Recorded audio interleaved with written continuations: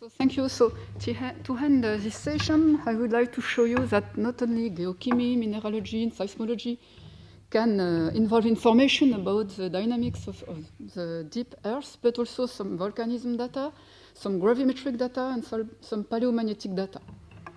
So the title of my talk will be How Surface Volcanism Data Since 400 Million Years Can Constrain the Mantle Dynamics, the Principal Inertia Axis, and the Polar Wonder.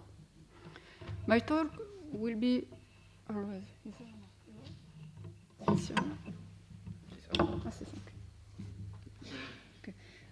will be organized as follows. First, I will show you the very simple model we used for the large-scale pattern of mantle dynamics with two contributions due to subducted lithosphere and two long wavelengths upwelling, that is to say a quadrupolar convection.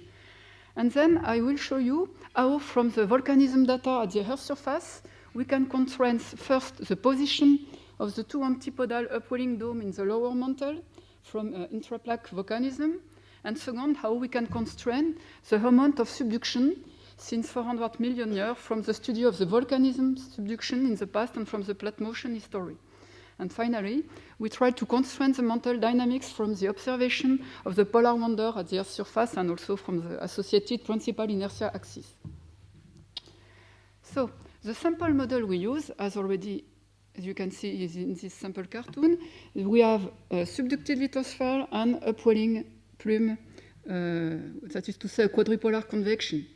So for the subducted lithosphere, which is a major component of the mantle dynamics, we use a model of mantle downwellings derived many years ago by Yannick Ruckart and his colleague. In this model, which is plotted here, the slab is assumed to sink vertically within the mantle, first with its surface velocity, Vc here, and when the slab crosses the transition zone, we assume that its velocity is decreased and that its size is increased by the same factor depending on the viscosity ratio between lower and upper mantle. In the result that I will present, this factor is assumed to be equal to 4. So, for example, if at the surface, the surface velocity of the oceanic plate is 8 cm per year, the velocity of the plate within the lower mantle will be 2 cm per year, and consequently, the characteristic time needed for a plate to sink through the whole mantle will be about 120 million years. So the temporal evolution of the mantle density heterogeneity since 280 million years will be modeled assuming that plates sink down to the core mantle boundary since 400 million years. So the input of this model will be the position of the subduction zones and the surface velocity since the 400 last million years.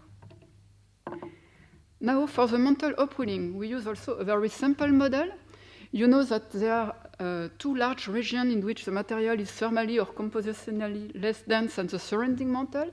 These regions are responsible for the superswell observed at the Earth's surface, one beneath Africa and the other one beneath Polynesia.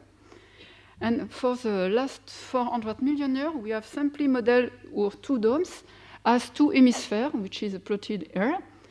So we did many hypotheses, of course. The first hypothesis is that the Pacific dome is assumed to be antipodal to the Africa dome because there is no more data on the Pacific. Our hemisphere and face is defined by a parameter which is noted here, age, the height of the hemisphere. We put this value equal to 500 kilometers from the present-day tomography. We did another hypothesis. We will show that these large zones are stable with time. So we assume that the time taken by an upwelling flow to cross the mantle from its surface to the surface of the Earth is less than 20 million years because of pre-existing conduit between the dome and the surface. But this hypothesis can be discussed and it's not a problem. So the input of this model will be the traces left at the surface, which is simply plotted here, in fact, by intraplaque volcanism, and we try to assess from these traces the position of the dome in the geological past, that is to say, the position of the center of the hemisphere, and the radius, which is noted alpha here. So now let me present you the data we use. So we have extracted from 3 databases the location and the age of the volcanic edifices. Then we have sorted this volcanism into two types, into intraplaque volcanism and subduction volcanism. Third, we have reconstructed the paleoposition of these volcanoes in the geological past in two reference frames. First, in the paleomagnetic reference frame, and second, in a mantle reference frame where Africa is fixed. Why is this reference frame? This is because Africa is a plate which from which most of the continents diverge since the breakup of the Pangea. So it's a good reference frame for our study. So we have reconstructed the position of the volcanoes in the geological past, and from the map we obtain, we have tried to infer the position of the small circle above the Africa dome, to have the position of the dome in the geological past, and the position of the subduction zone. So first, let me show you our result in the paleomagnetic reference frame. The rest of the study will be in the Africa reference frame. So I have plotted here the tomographic image of the deep mantle shear velocity, just to show you, and the triangles are the intraplaque volcanism since 400 million years. The colors are for different time, but it's not important for the present. So just to show you that in the red patch here, which is in fact the zone below Africa, where the shear velocity is low, in fact, this zone seems to be a stable tank of very swarm of plumes during the last 400 million years. So the plumes are above or around this red patch. So we did exactly the same computation in our Africa Freaks reference frame, and to do that, we use a time interval of 20 million years. So we compute for each 20 million years the position of the intraplaque volcanism, and we try to, from this observation, we try to compute the small circle which are associated with the dome. So we have plotted here this small circle for the different time interval, and the black dot here are the center of the small circles. So this is 400 million years ago, and the present is now. So the temporal evolution of the black dot, that is to say, temporal evolution of the center of the domes, in fact, is simply related to the motion of Africa with respect to the paleomagnetic reference frame. And you can see also in this figure that the radius of the dome remains constant and is around 45 up to 50 degrees. So in this reference frame, we plot also now the position in the geological past of the subduction volcanism. And I will present you different figures for different time intervals, just to summarize. So this is for the first time intervals, 410 million years ago up to 380 million years. So the red triangle, sorry for my accent, are the position of the intraplaque volcanism. The small circle are plotted, so this is the Salmon area. The small circle with the solid line is for Africa dome, and the small circle with the dashed line is for the hypothetical Pacific dome. So the black line are the position of the subduction zone, and the black arrows represent, in fact, the direction of the subduction and the amplitude of the velocity. The maximum of velocity is about 12 centimeters per year in this figure. So during this time interval, the two domes are located in a middle latitude. This is the Pacific subduction zones, and the Paleotethys zone is in this direction. During the next interval, the position of the dome remains stable. As remains stable, the position of the Pacific subduction zone also, and now the Paleotethys zone is in this direction. At the end of the next interval, that is to say at 400 million years ago, the Paleotethys subduction zone stopped to subduct within the mantle because of the Hercynian collision here. So at the end of this interval, now these plates stop to sink vertically within the mantle. The domes are in the same position, and the Pacific subduction zone also. Similarly to the Hercynian collision, so the Paleotethys subduction zone stops to sink, but a new conversion zone has started to sink within the mantle in a direction almost perpendicular to the previous one. So during the next interval, which 300 up to 270 million years. Now the subduction zone, in fact, is in this direction with the Pacific subduction zone. Note that during this interval now, the domes are located toward north-south direction. During the next interval, the Pacific subduction zone remains stable. The domes are always in a north-south direction, and now there is a new plate which started to subduct within the mantle, which is plotted here. This plate, in fact, sinks vertically into the mantle during 30 million years, because at the end of this interval, there is the Cimmerian collision, and the Tethys plate stopped to sink vertically within the mantle, and the new convergence zones appear in a direction always perpendicular to the previous one.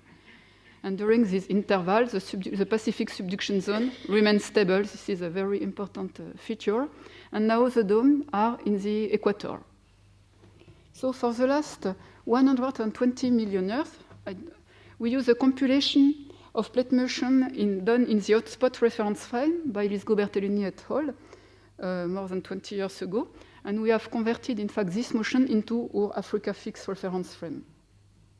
So from this input, I mean from the subduction at the surface and from the position of the dome, I can compute with my very simple model the temporal evolution of the mantle mass anomaly since 280 million years. So what I want to do now is from this sample model of large case pattern of mantle dynamics, I would like to compute the geoid at the surface and the perturbation of the inertia tensor. So this is just to recall you that the geoid, which is a gravitational potential at the Earth's surface, an equipotential, in fact, is classically usually expanded in spherical harmonic. A here is the radius of the Earth, theta the colatitude, and phi the longitude, P and M are the classical associated Legendre function. But what is interesting, in fact, is that the component of the inertia tensor of the Earth, in fact, is proportional to the degree 2 component of the geoid. So the degree 2 is a component that we can see in a quadrupolar convection. So this is a more classical formula. So this is the degree 2 component of the geoid. M is the total mass of the Earth, and A the surface radius. So from the diagonalization of this matrix, we can compute the eigenvalue and the principal inertia axis associated with our mantle model of mass within the mantle. Before to show you the result, I would like to maybe to recall you how a mantle mass anomaly can perturb the surface geoid in a viscous mantle. So it's a simple cartoon. So just here I have plotted the mass, that is the mass anomaly, which is in blue, that is to say it's a cold mass anomaly. The density contrast with respect to the surrounding mantle is positive. So this mass anomaly, in fact, will involve the surface will increase the surface gravity. This is a direct effect of the mass, so there is a bump in the geoid. This is a blue curve. But because of the viscous flow within the mantle, there are in fact topography which appear at the core mantle boundary and at the surface. And because of density contrast between the core and the mantle and the surface, there are negative mass anomaly associated with this topography, and consequently there is a decrease in the surface gravity. So the total perturbation in the geoid induced by the mass is the direct effect plus the deformational effect. And when the mass is located in the upper mantle, this total effect is the red curve here. This is exactly the same physics for a mass located in the lower mantle, but now the distance between the mass and the surface is larger. Consequently, the direct effect of the perturbation of the gravity is smaller, and the deformation of the core mantle boundary is larger. Consequently, the perturbation of the gravity induced by the deformation, which is negative, is larger, and then the total effect due to the direct effect of the mass and the deformation now is negative. So this is a very important point for the study of the temporal evolution of the inertia tensor perturbation. So you can see from this cartoon that the geoid depends on the depth where is located the mass and also on the size of the mass anomaly. So to compute the geoid, we have to choose an Earth model. So we use a very simple Earth model with a viscoelastic lithosphere, upper mantle, lower mantle, and a fluid core. There is very, very simple and homogeneous mantle. For the viscosity profile, which is plotted here, this is the surface and the core mantle boundary, we have assumed a viscosity of about 10 to 21 Pascal second in the upper mantle, and viscosity contrast of about 10 between lithosphere and upper mantle, and about 40 between lower mantle and upper mantle. So for this Earth model, we can compute what we call the geoid kernel, that is to say a transfer function between the degree 2 mantle mass anomaly within the mantle and the degree 2 surface geoid. So this geoid kernel is plotted here as a function of the radius. This is the surface and the core mantle boundary.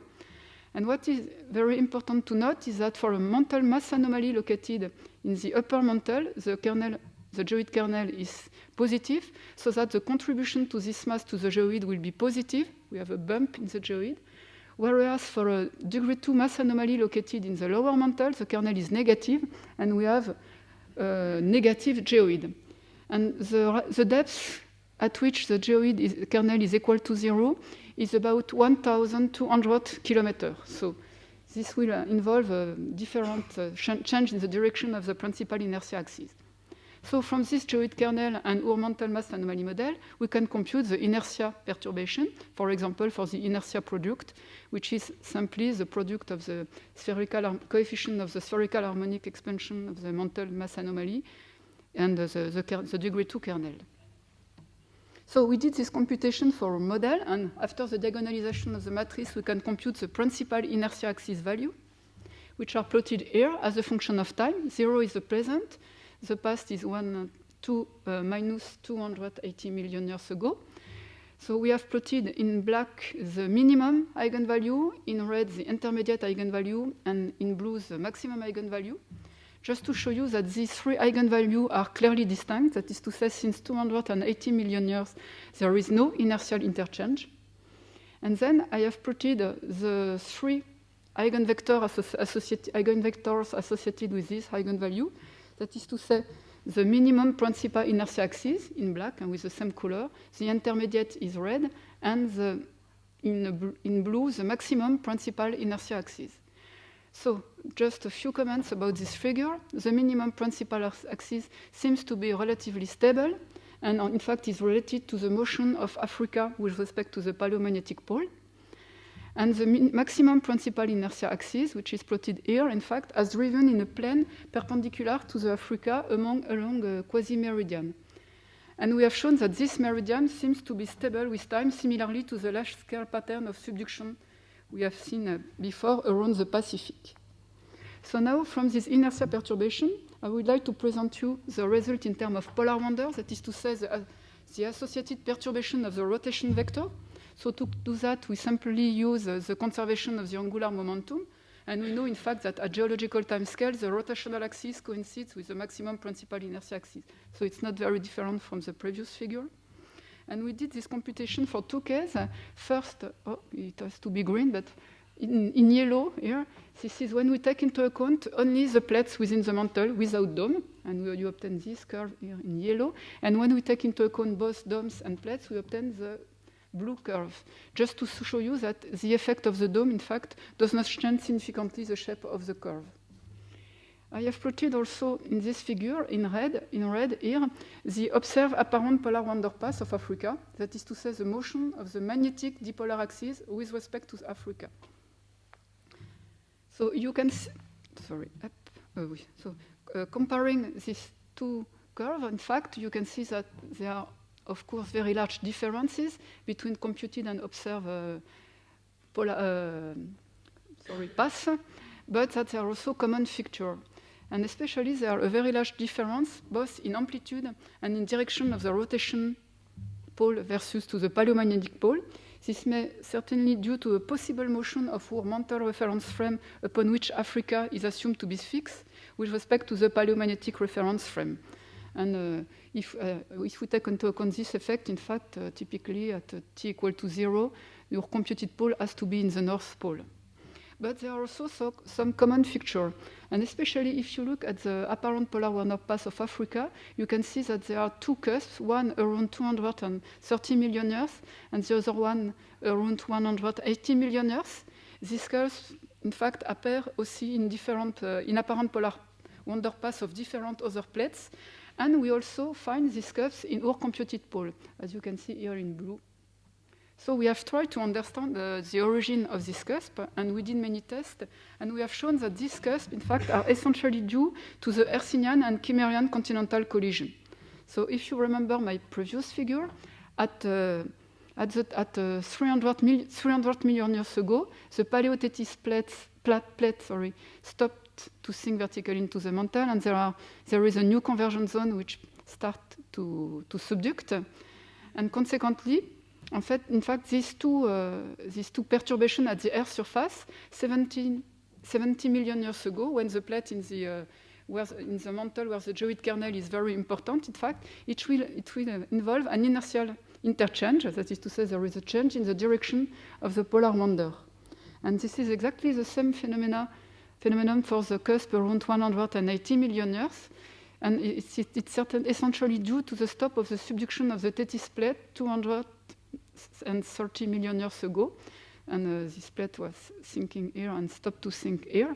And because, just to quantify a little bit this computation, this plate has an average velocity about 10 centimeters per year. So it needs less than 30 million years to reach the depth where my geoid kernel changed its sign. And it needs, if I agree, less than 100 million years to reach the core mantle boundary. So that the change in the principal inertia axis direction will be occur consequently between 30 and less than 100 million years after the collision. So to conclude briefly about polar wander, so we can explain the cusp which appear both in the computed and observed apparent polar wander path. We think that the difference between the present-day computed pole and the present-day observed pole is due to the problem of reference frame that we used. And the last question I would like to assess is to understand the drift direction in the observed African apparent polar wander path, which is quite different for the computed path that we have obtained. And to do that, in fact, the problem is certainly related to the depth down to which the plate subduct within the mantle. As a matter of fact, the depth down to which the subducted plates present a significant density contrast with respect to the surrounding mantle is thus known. We have already shown this figure yesterday. So this is from mineralogical study or for seismological study. And to investigate the influence of these depths, we did many tests, and I just want to present you one test where we have assumed that the density contrast beneath South Africa for depths larger than 1,400 kilometers is zero. It's just an example. So for this case, we have computed the temporal evolution of the rotational axis in our Africa fixed reference frame, which is plotted here in black. And in yellow, you have the case where the plates reach the core mantle boundary. So just to show you that the cusps are always in the two curves, but that now there is a change, in fact, in the direction of the drift of the rotational axis. And in fact, this is because there is an interchange between the intermediate principal inertia axis and the maximum principal inertia axis. So this question of the depth down to which there is a significant density contrast between the plates and the surrounding mantle is very important in our study. So to conclude, so we have, just before to show you a movie with volcanic data, we have shown that the Peri-Pacific subduction is a quite permanent feature of the Earth's history, at least since 400 million years. And there are two consequences about this result. First, the minimum principal inertia axis is relatively stable and close to the axis passing through the Central Pacific and its antipodal position. And second, that because of this stable structure, the rotational axis is in a plane perpendicular to this axis. The second result is that Paleotethys and Tethys subduction having a complex history with successive continental collision and creation of a new convergence plate in a perpendicular direction, they involve cusp in the polar motion. So the next step, as I already said, is to know do the mantle mass anomaly associated with plate systematically reach the core mantle boundary with a constant density contrast. So just before to end, I would like to show you a movie in the paleomagnetic reference frame now, where my colleague Jean Bess has plotted. Yes, it's okay.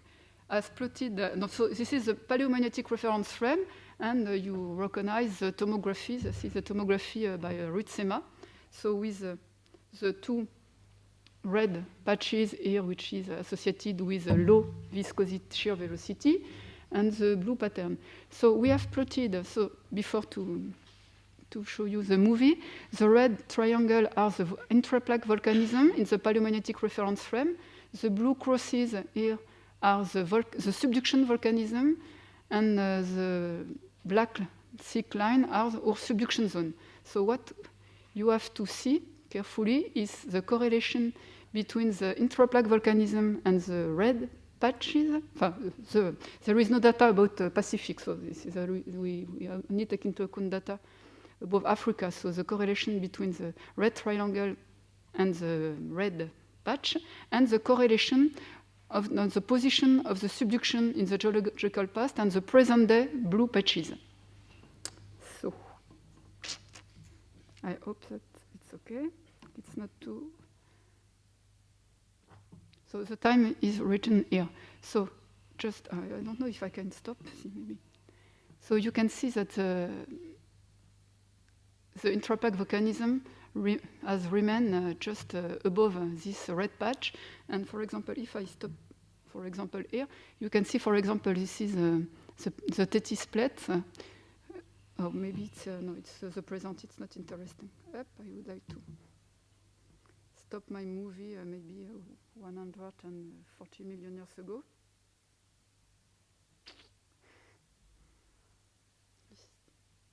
For example, here you can see the Tethys plate, and you can also see some blue patch associated at the present day tomography. So I will stop here. We can discuss.